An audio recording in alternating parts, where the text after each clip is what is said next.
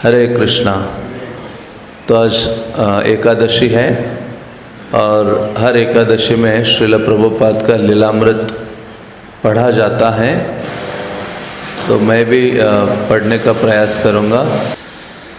प्रभुपाद लीलामृत प्रकरण 21 और इस अध्याय का नाम है लोअर ईस्ट साइड के आगे। तो जिस प्रकार से भागवत का गुणगान किया जाता है और भागवत सुनना कितना महत्वपूर्ण है, उसके बारे में ऑन नहीं करिए कुछ। भागवत में ही भागवत के बारे में वर्णन आता है कि भागवत श्रवण करने से नष्ट प्रायेषु अभद्रेषु नित्यम भागवत सेवया। तो भागवतम का नित्य श्रवण करने मात्र से हृदय के जो अभद्र हैं वो नष्ट हो जाते हैं और भगवान कृष्ण के प्रति हृदय में भगवत भक्ति स्थापित हो जाती है। तो इसलिए चैतन्य महाप्रभु के बारे में कृष्णदास कविराज लिखते हैं कि चैतन्य महाप्रभु ने हमारे हृदय के अंधकार को दूर करने के लिए हमें 2 भागवत इस जगत में प्रदान किए हैं और जिनके बारे में हमेशा हम सुनते हैं। एक भागवतार भक्ति रस पात्र। एक भागवत है ग्रंथ भागवत और दूसरा भागवत क्या है? भक्त भागवत। तो ग्रंथ भागवत भक्त भागवत की महिमा से एक प्रकार से भरा हुआ है। तो श्रीमद् भागवतम और किसी भक्त का जो चरित्र है वो अभिन्न है। इसलिए श्रीमद् भागवतम को हम पढ़ते हैं तो उसमें क्या प्राप्त होता है हमें? भक्तों का गाथा, भक्तों का चरित्र प्राप्त होता है जो कृष्ण से संबंधित है। तो उसी प्रकार से यह जो श्रील प्रभुपाद का लीलामृत है वो भागवतम के समान ही है। यदि किसी ने भागवत नहीं भी पढ़ा हो और भागवतम की शिक्षाओं को प्रैक्टिकल रूप में समझना है या देखना है या किसके जीवन में भागवत उतरा हुआ है वो आँखों से देखना है, तो उसको श्रील प्रभुपाद लीलामृत का अध्ययन करना चाहिए। भागवत की सारी शिक्षाओं को श्रील प्रभुपाद के जीवन में हम प्राप्त करते हैं और किस प्रकार से प्रभुपाद कृष्ण की सेवा में निमग्न है और भगवान कृष्ण भी श्रील प्रभुपाद से आदान प्रदान करते हैं। तो एक बार किसी शिष्य ने प्रभुपाद से पूछा, प्रभुपाद ये जो फ्लावर्स ऑफर किए जाते हैं आपको, उसका क्या होता है? प्रभुपाद कहते हैं आध्यात्मिक गुरु को या कृष्ण को फ्लावर्स ऑफर किए जाते हैं, वो फ्लावर्स आगे चलकर मनुष्य योनि प्राप्त करते हैं, वो जो वृक्ष आदि हैं। तो ये केवल फूल मनुष्य योनि प्राप्त कर सकते हैं। तो ऐसे भागवत भक्त का हम आश्रय ग्रहण करते हैं और उनके चरित्र को सुनते हैं तो कितना अधिक लाभ व्यक्ति को प्राप्त हो सकता है। तो ये प्रभुपाद विशेष आचार्य है और इसलिए इस आंदोलन में एक आचार्य को केंद्र में रखा है और वो कौन आचार्य है? श्रील प्रभुपाद। इसलिए हमारे सारे कार्यों का जो केंद्र होना चाहिए वो श्रील प्रभुपाद होना चाहिए। तो ये जो आंदोलन है कभी टूटेगा नहीं और ये आंदोलन क्या होगा? बहुत शीघ्र गति से आगे बढ़ता रहेगा। तो इस लीलामृत में हम 21वां अध्याय पढ़ रहे हैं जिसमें वर्णन आ रहा है श्रील प्रभुपाद अपना जो मैगजीन है back to Godhead, Prabhupada ने कितनी यूनिक चीज़ें हमें प्रदान की हैं। हर एक जो उन्होंने चीज़ दी है वो ऐसे लगता है कि इस संसार की नहीं है। ये जो उन्होंने वो मैगजीन भी दिया है मंथली मासिक, जिसका नाम क्या है? Back to Godhead. मतलब प्रभुपाद का पूरा प्रयास है कि जो भी उनके संपर्क में आ रहा है उसको वो वापस भेजे बिना रहेंगे नहीं। कहाँ वापस भेजना चाहते? भगवान के धाम। कोई और ऐसा किसी ने इतना प्रयास नहीं किया। मानो प्रभुपाद का हृदय जल रहा हो इस संसार के जीवों को देखकर करुणा से। इसलिए उनका हर जो प्रयास है, हर जो प्रोसेस है, जो भी चीज़ उन्होंने दी है, हर चीज़ हमें क्या करती है? भगवान के धाम की ओर ले जाती है। तो उनके बारे में सुनना भी हमें भगवान के धाम ले जाता है। इसलिए व्यक्ति को, इवन भक्तों को प्रभुपाद लीलामृत को अपने पर्सनल रीडिंग में भी पढ़ना चाहिए। ऐसे नहीं कि एकादशी आती है तभी हमें प्रभुपाद लीलामृत को पढ़ना चाहिए। नहीं, बाकी ग्रंथों के साथ साथ प्रभुपाद लीलामृत का अध्ययन करना क्या है? परम आवश्यक है। क्योंकि जब किसी आचार्य को आप समझते हो तो आपको भगवान को समझना सरल हो जाता है। प्रभुपाद उदाहरण देते थे, किसी लड़की से आप प्रेम करते हो तो उसके कुत्ते से भी क्या करना होगा? प्रेम करना होगा। तो प्रभुपाद कहते हैं, प्रभुपाद कृष्ण के सबसे प्रिय है। इसलिए प्रभुपाद के प्रति हमें अपनी शरणागति है या कृतज्ञता का भाव है, उसको और वृद्धिंगत करना है, बढ़ाना है किसी को अपने हृदय में, तो उसको निश्चित रूप से प्रभुपाद लीलामृत का पढ़ना चाहिए और अध्ययन करना चाहिए। तब हम समझते हैं कि श्रील प्रभुपाद ने कितनी बड़ी देन हमें प्रदान की है और वो देन देने के पीछे प्रभुपाद ने कितना बड़ा सैक्रिफाइस किया है, कितना बड़ा त्याग किया है अपने अंतिम सांस तक। तो ऐसे लीलामृत को श्रील प्रभुपाद के शिष्य हैं सत्स्वरूप दास गोस्वामी, जिन्होंने इसको लिखा था प्रभुपाद अप्रकट होने के पश्चात। जब प्रभुपाद अप्रकट हो गए तो भक्तों को लगा कोई ऐसा ग्रंथ होना चाहिए जिसमें प्रभुपाद का चरित्र बहुत अच्छी तरह से वर्णित हो। तो उन्होंने देखा सत्स्वरूप दास गोस्वामी बहुत योग्य वैष्णव या भक्त हैं। तो जितने प्रभुपाद के शिष्य थे जीबीसी, उन सब ने उनको अप्रोच किया और उनको जब अप्रोच किया तो उन्होंने विनम्रता से सबका निवेदन स्वीकार किया और इस ग्रंथ को लिखना शुरू किया। तो वो कहते हैं कि ये तो स्थिति वैसे ही है जैसे कृष्णदास कविराज ने चैतन्य चरितामृत की रचना की थी। वृंदावन के भक्त चैतन्य महाप्रभु की जो परवर्ती लीलाएं हैं उनको सुनना चाहते थे, जिसके कारण उन सब वृंदावन भक्तों ने किसको अप्रोच किया था? कृष्णदास कविराज को। और वो जाकर मदन मोहन जो सनातन गोस्वामी के विग्रह हैं उनकी शरण ग्रहण करते हैं। तो उसी प्रकार से सत्स्वरूप दास गोस्वामी वैष्णवों की आज्ञा को अपने सर में धारण करके इस ग्रंथ को लिखना शुरू करते हैं। और हमें लगता है कि प्रभुपाद लीलामृत एक ग्रंथ ही उन्होंने प्रभुपाद के ऊपर लिखा, ऐसे नहीं। उन्होंने प्रभुपाद के ऊपर लगभग 25 किताबें लिखी हैं। कितनी लिखी है? 25। हम तो 2 से ही परिचित हैं। एक तो ये बड़ा वाला लीलामृत और एक दूसरा छोटा वाला लीलामृत है ना, कंडेंस। लेकिन उसके अलावा उन्होंने प्रभुपाद के ऊपर कई ग्रंथ लिखे हैं, कितना अधिक गुणगान किया है। तो उससे समझ सकते हैं कि ऐसे प्रभुपाद के जो शिष्य हैं उनके हृदय में प्रभुपाद के प्रति कितना अधिक प्रेम और कृतज्ञता का भाव है और किस प्रकार से वो अपने आध्यात्मिक गुरु को देखते हैं।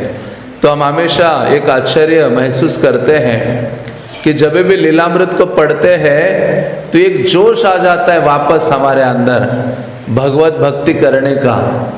इस रास्ते में हम ढीले हो जाते हैं। किसी को लग रहा होगा भक्ति में थोड़ा ढीलापन, तो उसको क्या करना चाहिए? बाकी सारे ग्रंथों को साइड में रख के लीलामृत को लेना चाहिए। 10-15 दिन बस लीलामृत को पढ़ते रहो, आपके अंदर जान आ जाएगी फिर से भक्ति करने के लिए।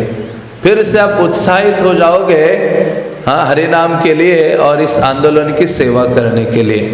तो ऐसा विशेष ये प्रभुपाद का लीलामृत है जिसको पर्सनली हमेशा पढ़ने का प्रयास करना चाहिए।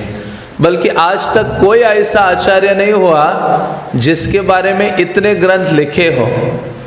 हाँ, इससे पूर्ववर्ती किसी भी आचार्य को लो, इवन भगवान के बारे में इतने ग्रंथ नहीं लिखे गए हैं जितनी किताबें किसके बारे में लिखी गई है, श्रील प्रभुपाद के बारे में। लगभग 100 किताबें, हर शिष्य ने एक किताब लिख दी किसके बारे में, प्रभुपाद के बारे में। जो ऐसे प्रभुपाद के शिष्य हैं जिन्होंने प्रभुपाद से बातें भी नहीं की, दूर से ही प्रभुपाद को देखा है, उन्होंने भी प्रभुपाद के बारे में क्या किया, 400 पेजेस की किताबें लिख दी।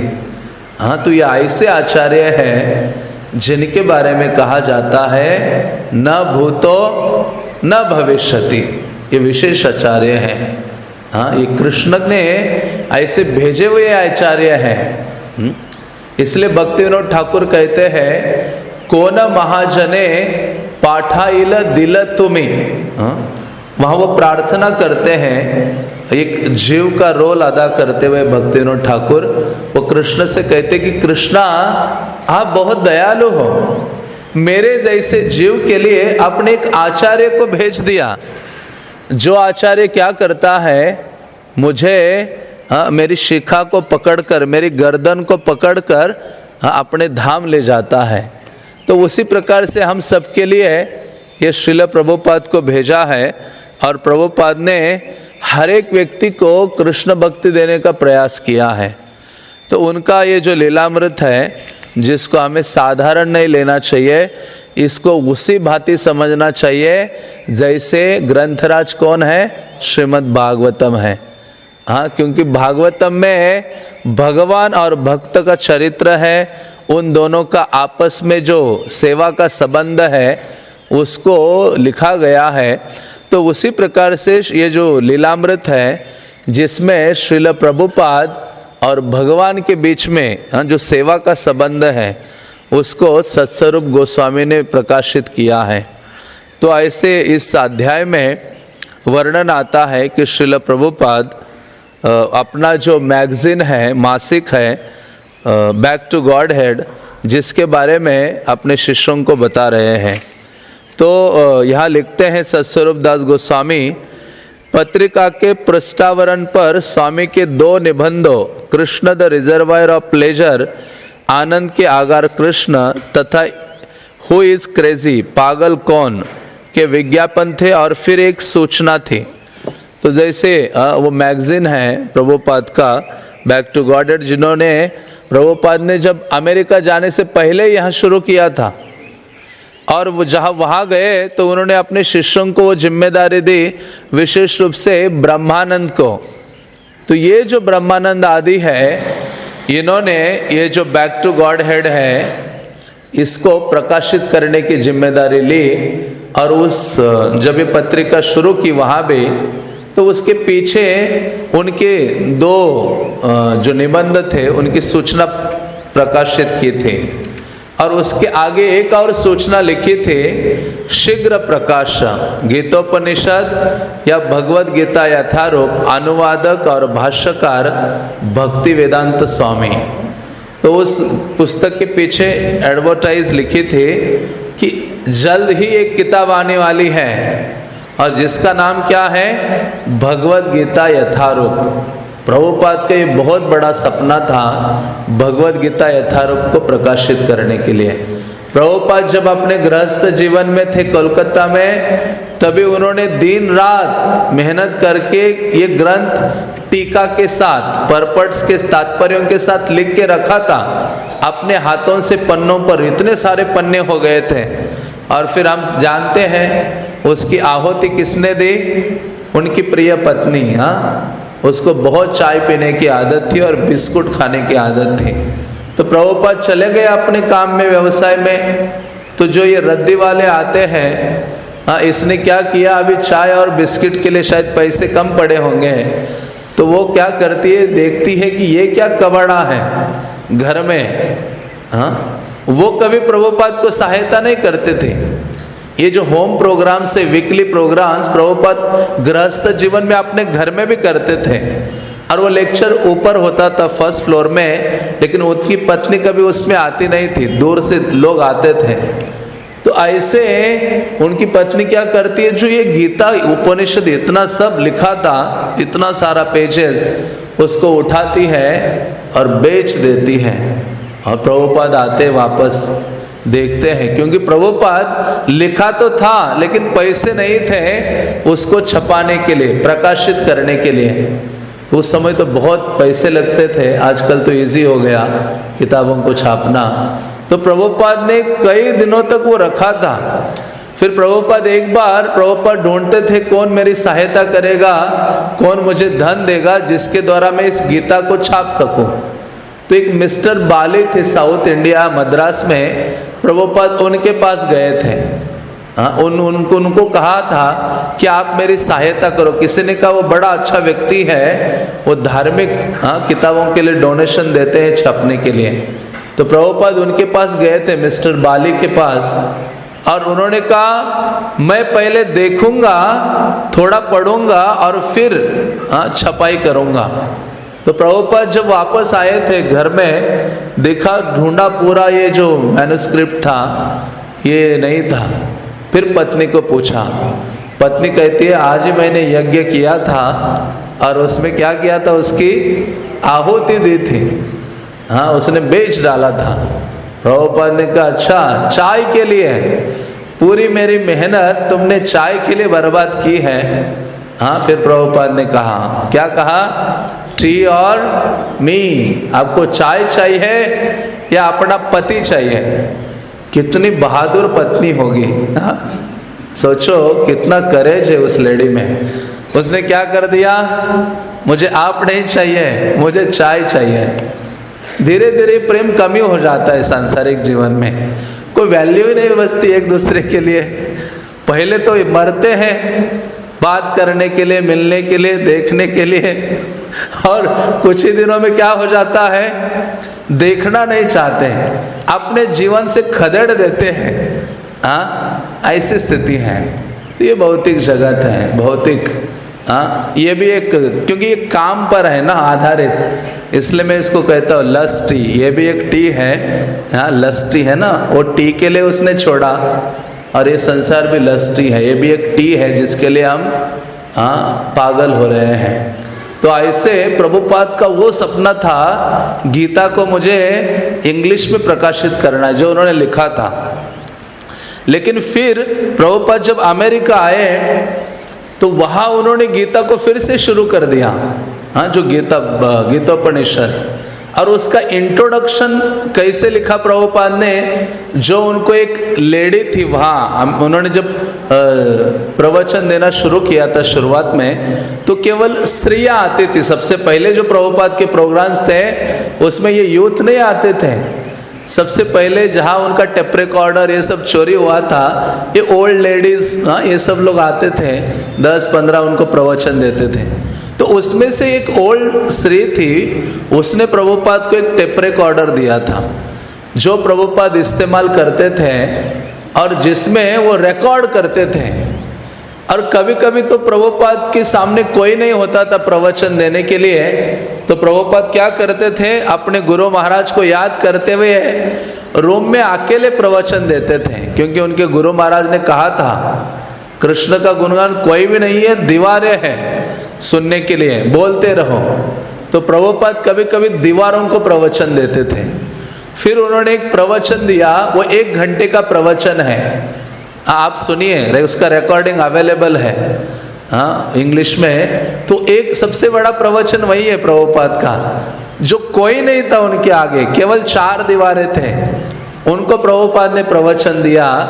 और वो प्रवचन ट्रांसक्राइब किया गया ना, बाद में टाइप किया गया, और वो प्रवचन भगवद गीता का क्या बना, इंट्रोडक्शन बना। हाँ, जो इंट्रोडक्शन पढ़ते हैं वो प्रभुपाद ने दीवारों को दिया हुआ था। तो प्रभुपाद जब वहाँ पहुँचे थे तो उन्होंने गीता को लिखना फिर से शुरू किया, और ये हृदय में भावना थी कि भगवद गीता को प्रकाशित करना है। तो तो प्रभुपाद ने लगभग कंप्लीट किया था भगवत गीता।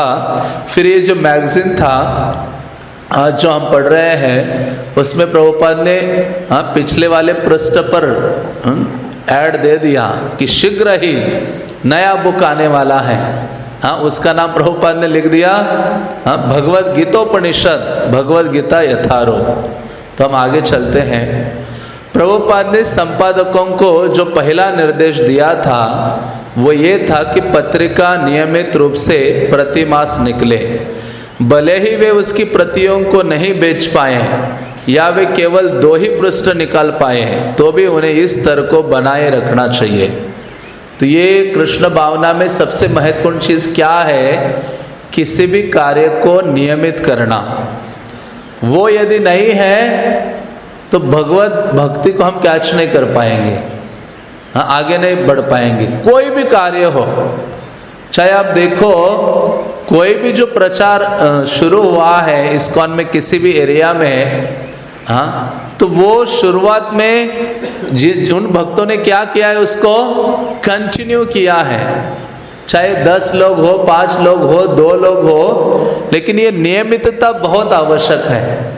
श्रील प्रभुपाद भी जब अमेरिका गए उन्होंने भी क्या किया, वहाँ दीवारों को प्रवचन देना पड़े लेकिन उन्होंने कंटिन्यूटी की। तो ये नियमितता आध्यात्मिक जीवन में बहुत आवश्यक है। इवन अपने साधना में, अपनी सेवा में, शास्त्रों का अध्ययन हो या हरिनाम हो, सब में ये चीज़ बहुत महत्वपूर्ण है। इसलिए प्रभुपाद कहते कि ये मैगजीन शुरू किया है, इसको बंद नहीं करना है।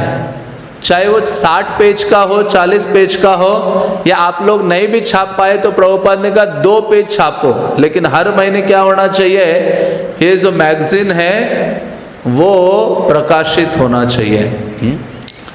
स्वामी जी ने हयग्रीव को अपने कमरे में बुलाया और उसे अपनी पुस्तक श्रीमद् भागवत के 3 खंडों का एक सेट भेंट किया। प्रभुपाद जो चीज़ अपने साथ लेके गए थे यहाँ से, क्या लेके गए थे? श्रीमद् भागवतम, जो उन्होंने कोचिन से अपने जलदूत जहाज पर डाला था, उसके ट्रंक बड़े बड़े बक्से। तो वो तीन सेट भागवतम का प्रथम स्कंद 3 वॉल्यूम में था, जो प्रभुपाद वहाँ सबको देते थे। उससे जो भी धन आता था उसमें अपना गुजारा करते थे वहाँ, जब वो शुरुआत के दिनों में रहे। तो ये जो हयग्रीव थे ये प्रोफेसर थे हार्वर्ड यूनिवर्सिटी में और बड़े विद्वान थे भौतिक रूप से। तो उन्होंने ये जब उनके शिष्य बने तो एक दिन उनको ये भागवतम का सेट गिफ्ट करते हैं। प्रत्येक खंड के आवरण पृष्ठ पर उन्होंने लिखा था, हयग्रीव दास ब्रह्मचारी को अपने आशीर्वाद सहित ऐसी भक्तिवेदांत स्वामी, साइन किया था उन्होंने किताब पर कि हयग्रीव दास को पूरा आशीर्वाद है। हयग्रीव ने कृतज्ञता व्यक्त करते हुए बताया कि अभी तक उन्हें धन के अभाव के कारण खरीद नहीं पाया था। वो प्रभुपाद के साथ ही होता था लेकिन उनके पास पैसे नहीं थे, जिसके कारण उन्होंने वो किताबें खरीदी नहीं थी। लेकिन प्रभुपाद ने एक दिन खुद ही उनको बुलाया और वो किताबें उनको गिफ्ट की। प्रभुपाद ने कहा सब ठीक है, अब तुम बैक टू गॉडेड का संकलन करो, निष्ठा से काम करो और इसे टाइम पत्रिका जैसी विशाल बना दो। प्रभुपाद छोटा नहीं सोचते थे, क्या सोचते थे? हमेशा बड़ा, थिंक बिग।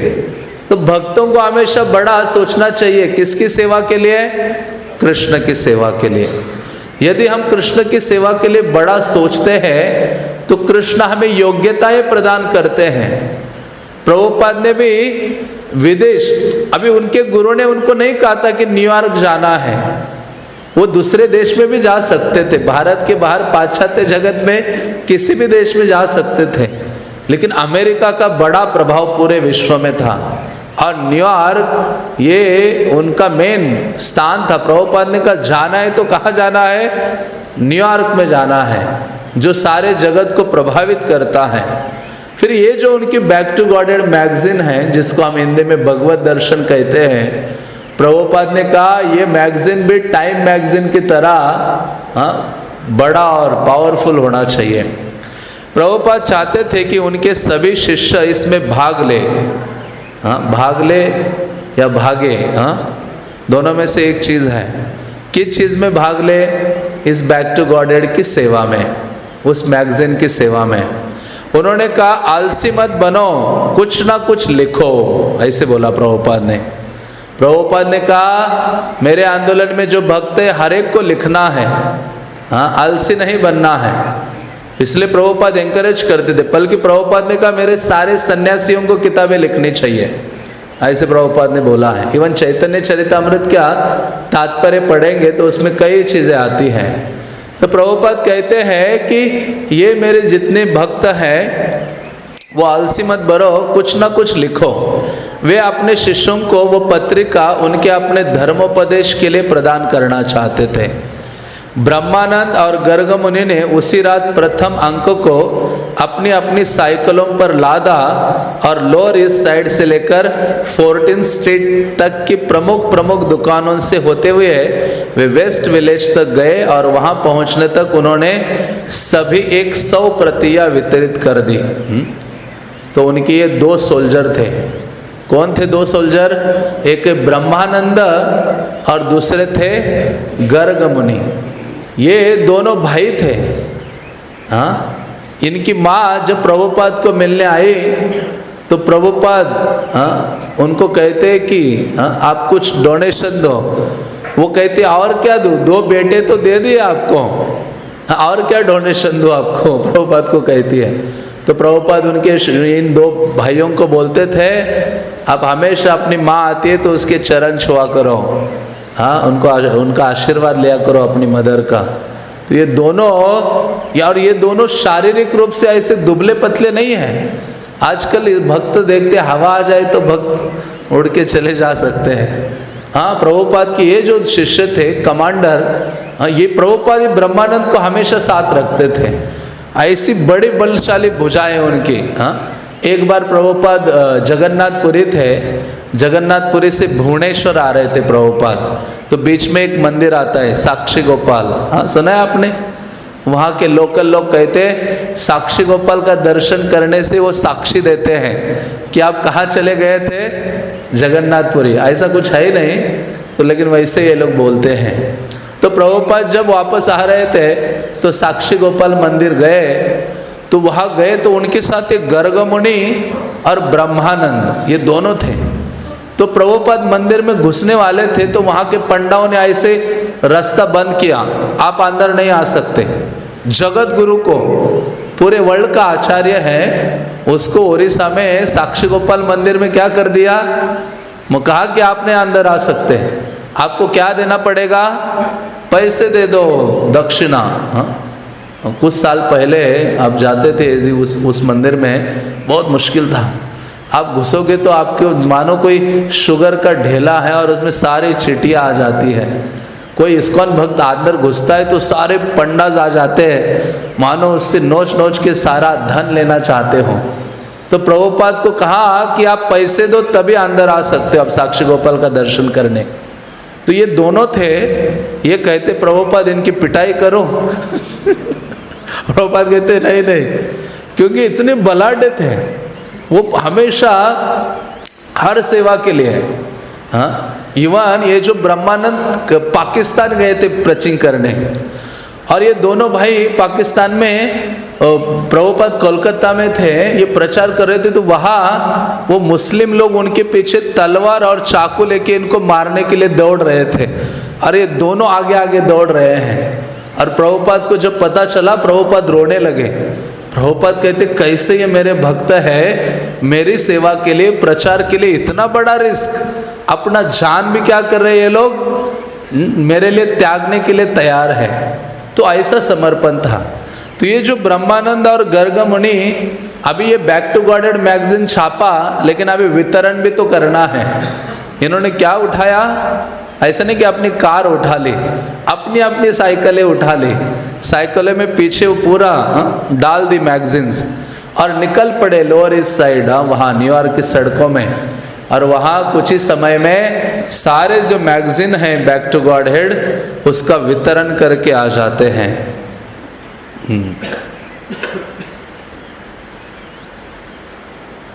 धर्मोपदेश में इस प्रकार बढ़ोतरी हुई। अब उनके सभी विद्यार्थी टंकन मीन्स टाइपिंग, संपादन, लेखन, संकलन और विक्रय में भाग लेने लग गए। तो ये प्रभुपाद का जितना सेवा था ये किसने संभाला? उनके शिष्यों ने। यही तो शिष्य का काम है। गुरु का जो बोझ है वो शिष्य क्या करता है? हल्का करता है। हाँ, गुरु की जो चिंता है, इसलिए शिष्य का मतलब है गुरु की चिंताओं को समझना। और गुरु की चिंता क्या है? कृष्ण की सेवा। उन चिंताओं को शिष्य अपने सर में धारण करता है। हाँ, गुरु के बोझ को कम करने का प्रयास करता है, बल्कि बढ़ाता नहीं है। आजकल के शिष्य क्या है?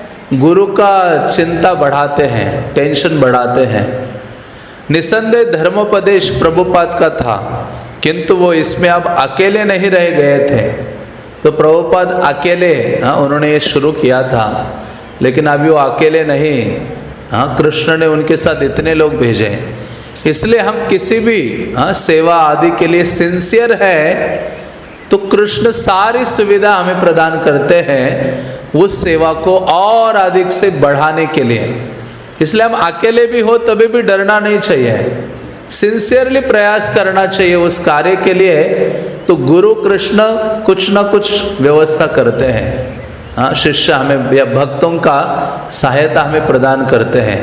आप जानते हैं गौर गोविंद स्वामी जो प्रभुपाद के एक शिष्य थे उड़ीसा से, तो प्रभुपाद ने उनको सन्यास दे दिया। बहुत ही जल्दी सन्यास दिया। और सन्यास देके प्रभुपाद को कहा, गौर गोविंद तुम अब उड़ीसा में चले जाओ प्रचार करने।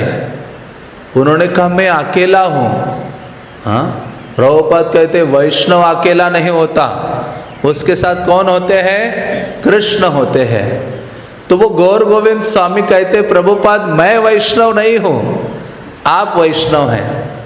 तो फिर भी प्रभुपाद की आज्ञा को उन्होंने अपने सर में धारण किया और वो उड़ीसा चले गए। और उड़ीसा में बहुत मुश्किल था, भुवनेश्वर में वो रहने लगे प्रचार करने के लिए। उनके पास खाने के लिए कुछ नहीं होता था। वो कहते हैं कि वो टीचर हुआ करते थे पहले। उनका एक स्टूडेंट ने उनको देखा, ये सन्यासी रोड में जा रहा है। वो उनका स्टूडेंट अपनी साइकिल के पीछे इनको बिठाता था। और वहाँ एक मंदिर है अनंत वासुदेव का, वहाँ जो फ्री प्रसाद मिलता है वहाँ उनको ले जाता था और उनको प्रसाद खिलाता था। और दक्षिणा में 1 रुपया देता था। कितना? 1 रुपया। और ये अकेले रहते थे, प्रचार करते थे।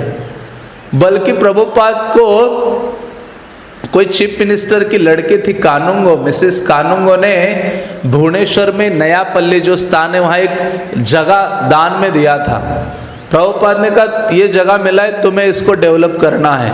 और कोई भक्त भी नहीं था, ये अकेले वहाँ पेड़ के नीचे रहा करते थे। और वहाँ रोड का काम जो मतलब वहाँ से हाईवे बन रहा था, हाईवे के साथ ही इस्कॉन भुवनेश्वर आज देखते हुए एक लैंड था। तो ये क्या करते थे, जो वर्कर्स ने झोपड़ी जो बनाया होता था, जो पत्थर तोड़ने वाले वगैरह, ये जो लोग जिस झोपड़ी में रहते थे, रात को ये महाराज उस झोपड़ी में रहा करते थे। लेकिन उन्होंने क्या किया, प्रभुपाद की सेवा को छोड़ा नहीं। लेकिन कुछ ही समय में देखा, हाँ, कृष्ण ने और प्रभुपाद की कृपा से धीरे धीरे भक्त और सुविधाएं आने लगी। और इतना महान कृष्ण बलराम मंदिर की वहाँ स्थापना हो गई। तो कहने का तात्पर्य है कि यदि हम सिंसियर हैं गुरु और कृष्ण की सेवा के लिए, हमारे अंदर भौतिक कोई भी योग्यता ना हो, कृष्ण सारी योग्यताएं, सारे स्किल्स हमें प्रदान करते हैं। आगे वो लिखते हैं सत्स्वरूप गोस्वामी, बैक टू गॉडेड के दूसरे अंक के संपादकीय में कहा गया था, 4 मास की अल्पावधि में संघ का इतना पर्याप्त विस्तार हो गया है कि उसे 2nd एवेन्यू स्टोर फ्रंट के मंदिर से अधिक विस्तृत स्थान की आवश्यकता है। हाँ, तो अभी इन्होंने देखा कि अभी प्रचार बढ़ गया है। जो प्रभुपाद का सबसे पहला स्थान था न्यूयॉर्क का 2nd एवेन्यू का स्टोर फ्रंट, दुकान के सामने वाली जगह जिसमें प्रभुपाद ने प्रोग्राम शुरू किया था, तो वो अभी भरता था। तो इन्होंने ऐड डाल दिया कि अभी हमें बड़ा स्थान चाहिए। प्रभुपाद ने न्यूयॉर्क नगर में एक विशाल भवन प्राप्त करने के अपने विचार का त्याग नहीं किया था। प्रभुपाद एक जगह चलते थे, एक बिल्डिंग को देखते थे ऊंची, कहते ये हमारे पास होनी चाहिए। हाँ, मतलब प्रभुपाद ये बहुत विजनरी आचार्य है। आचार्य का एक लक्षण भी है। आचार्य के कई सारे गुण हैं, उसमें एक आचार्य का गुण क्या है? विजनरी। वो आगे का देखता है। इसलिए तो प्रभुपाद के पास कुछ भी नहीं था। हम सुनते हैं ना, प्रभुपाद जब गार्डन में बैठे थे और एक व्यक्ति उनके पास बैठा था, तो उन्होंने कहा आप अकेले हो? प्रभुपाद कहते मैं अकेले नहीं हूँ। हाँ, अभी भारत से आए थे, खुद को रहने के लिए जगह भी नहीं थी। कहते मैं अकेले नहीं हूँ, मेरे पास हजारों भक्त हैं। हाँ, हजारों मंदिर है और हजारों मात्रा में प्रकाशित किताबें हैं। हाँ, ऐसा सब प्रभुपाद कहते थे। तो ये क्या है? विजनरी हैं। प्रभुपाद देखते हैं आगे ना। तो प्रभुपाद ने एक बिल्डिंग को देखा, कहा कि हमारे पास होनी चाहिए। ग्रीनविच विलेज के जायदाद खरीदना बहुत व्यय साध्य था। ये जो स्थान था ग्रीनविच विलेज, जहाँ कोई भी प्रॉपर्टी खरीदना बहुत ही कठिन था। नगर के मध्य भाग का प्रश्न ही नहीं था। किंतु प्रभुपाद तब भी कहते थे कि वे एक भवन खरीदना चाहते हैं। उनके अनुयायियों के लिए यह सोचना ही कठिन था कि कृष्ण भावनामृत में लोअर ईस्ट साइड के लोगों के अतिरिक्त और किससे रुचि हो सकती थी।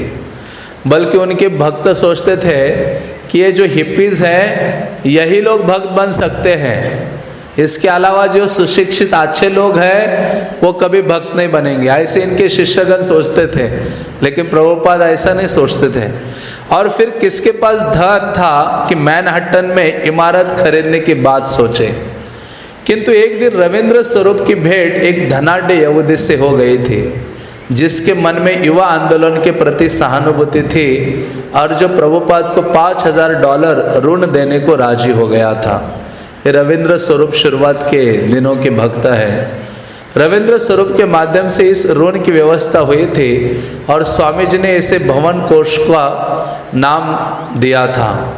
इस कोष में उन्होंने $5000 धीरे धीरे और जोड़ लिए थे, जो उन्होंने आकस्मिक अनुदानों द्वारा इकट्ठे किए थे। लेकिन उपयुक्त भवनों का मूल्य $1,00,000 से आरंभ होने के कारण प्रभुपाद की धनराशि बहुत तुच्छ प्रतीत होती थी। तो 1,00,000 से तो शुरुआत होती है प्रॉपर्टी, और प्रभुपाद के पास केवल लोन में $5,000 लिए थे, और $5,000 जो उनको किसी ने छोटा मोटा दक्षिणा दिया था, वो सब मिलकर इनके पास केवल $10,000 थे।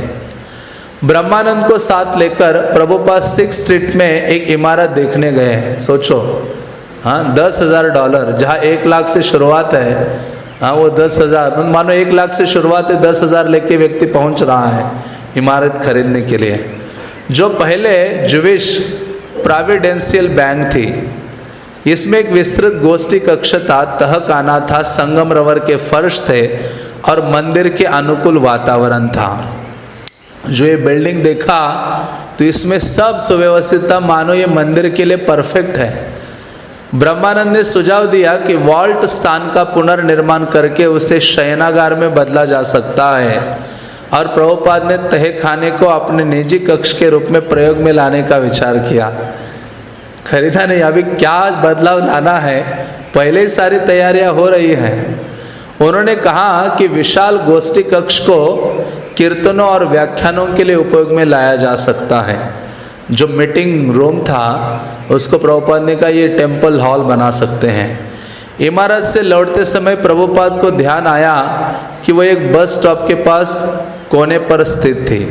उसकी स्थिति अच्छी नहीं थी। उन्होंने कहा कि कलकत्ता में बाग बाजार में गौड़िया मठ भी एक बस स्टॉप के निकट है, और जब बसों के इंजन चालू होते हैं तो उनसे बड़ा शोरगुल होता है। तो प्रभुपाद को लगा कि जहाँ ये बस स्टॉप आदि है, ऐसे शोरगुल में नहीं होना चाहिए स्थान। प्रभुपाद को याद आया कलकत्ता, हाँ, वो न्यूयॉर्क में है। वो कहते मेरे गुरु महाराज ने भी एक मठ बनाया है जिसका नाम है बाग बाजार मठ, जो भी बस स्टॉप के पास है, और जब भी बसें गुजरती है सारा आवाज़ धुआं सब मठ के अंदर प्रवेश होता है। प्रभुपाद ने इसके बाद लोअर ईस्ट साइड की 6th स्ट्रीट में ही टेम्पल यमानियल का भी अवलोकन किया। ये बैंक की इमारत से भी विशाल था और जब स्वामी जी के कुछ शिष्यों ने उसकी गुफा सरीखे रिक्त कमरों में घूमकर देखा तो वे सोचकर घबरा गए कि यदि ये इमारत मिल भी जाए तो वे किस प्रकार इसकी देखभाल कर सकेंगे या इसका इस्तेमाल कर सकेंगे। स्वामी जी ने अन्य इमारतों का भी निरीक्षण किया। एक तो इतनी उपेक्षित थी और उसकी हालत इतनी खराब थी कि लगता था कि उसका विध्वंस किया गया है, और एक दूसरी की दशा भी पहली इमारत जैसे ही थी। उसमें छत तक काट कबाड़ भरा था। उन्होंने उनके साथ आए हुए रूपानुग से पूछा कि उसका क्या विचार था, और रूपानुग ने उत्तर दिया, इसे ठीक करने में बहुत अधिक समय और धन लगेगा। अतः वे वापस चले गए। स्वामी जी अपने कमरे में जाते ही प्रसाधन कक्ष में घुस गए, जहाँ टब में उन्होंने अपने पैर धोए। उन्होंने बताया कि ये भारतीय परंपरा है कि बाहर घूमकर लौटने पर पैर धोते हैं। हाँ, हम तो दूसरे दिन ही धोते हैं जब स्नान करने जाते हैं बाथरूम में, नहीं? हाँ, दिन भर नहीं धोते। हाँ, तो प्रभुपाद कहते ये वैदिक परंपरा है। तत्पश्चात भक्तजन श्रीमान प्राइस से मिले, जो भव्य वेशभूषा में रहते थे और अचल जायदादों के एजेंट थे। उन्होंने ब्रह्मानंद से कहा, आपके पक्ष में कई अनुकूल बातें हैं। आपका पंजीकरण कर मुक्त धार्मिक संस्था के रूप में है। आपको मालूम नहीं कि इससे आपका कितना धन बच जाएगा। बहुत सारे लोगों को ये देश इसलिए छोड़ देना पड़ता है कि वे अपना टैक्स नहीं अदा कर पाते, किंतु आप लोगों का संरक्षण कोई ऊपर से कर रहा है, और मेरे पास आप लोगों तथा आपके स्वामी के लिए उपयुक्त स्थान है।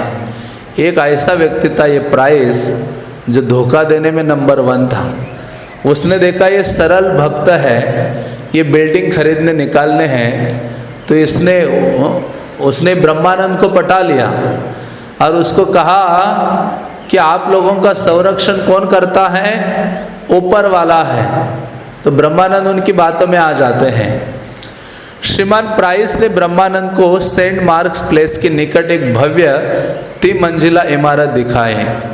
नगर के निचले हिस्से में वो अच्छी अवस्थिति की इमारत थी। वह युवकों के निकट थी, फिर भी ऐसे क्षेत्र में थी कि नगर के ऊपरी हिस्से के लोग वहां आने में सुरक्षा का अनुभव कर सकते थे।